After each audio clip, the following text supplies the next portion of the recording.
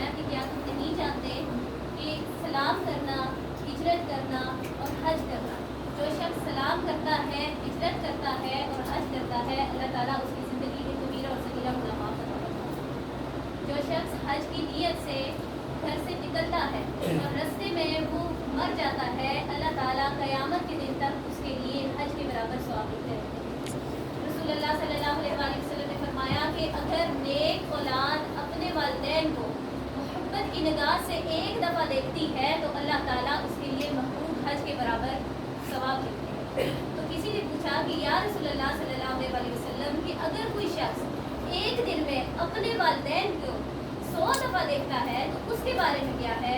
رسول اللہ صلی اللہ علیہ وسلم نے فرمایا کہ تمہارا رب بڑا غفور الرحیم ہے، تم اپنے والدین کو 100 دفعہ دیکھو گے، اللہ تعالیٰ تمہارے لیے 100 دفعہ حج کے برابر ثواب دے گا۔ الحمدللہ کثیرا کثیرا، ہم کس نبی کی امتی ہیں؟ اللہ تعالیٰ نے ہمیں کتنی نعمتوں سے نوازا ہے کہ اگر ہم حرم شریف میں جا کر حج نہیں بھی کر سکتے تو اللہ تعالیٰ نے ہمیں حج ہمارے گھر میں کیا۔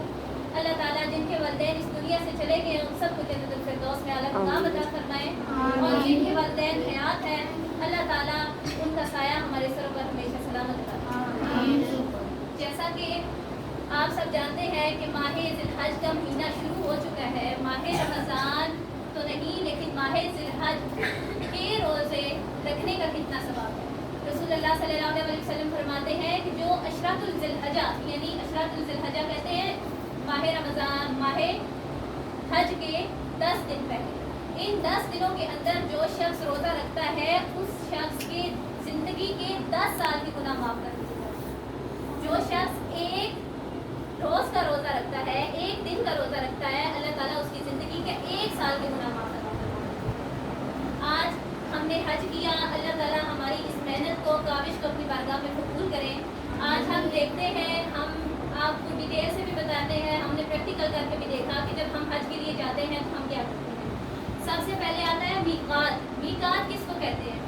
میقات کہتے ہیں ایسی جگہ ہے جو کہ سعودی عرب میں ہی ہے، جہاں پہ مکہ مکرمہ میں ہی ہے میقات۔ جب انسان حج کے لیے یا عمرے کے لیے جاتا ہے تو وہ ایک مین جگہ ہے جس جگہ سے احرام باندھ کر عمرے یا حج کے لیے انسان روانہ ہوتا ہے۔ اگر وہاں سے احرام نہیں باندھتا تو اس شخص کو آگے حدود کے اندر جانا منع ہے، وہ شخص کبھی عمرہ یا حج کرنے کے لیے نہیں جا سکتا۔ سب سے پہلے حرم شریف کے لیے طواف کرنا، حرم عمرے کے لیے طواف کرنا۔ حرم کس کو کہتے ہیں؟ حرم کہتے ہیں بیت اللہ شریف۔ بیت اللہ شریف خانہ کعبہ کے گرد 7 چکر لگانے کو طواف کرنا کہتے ہیں۔ اس کے بعد مقام ابراہیم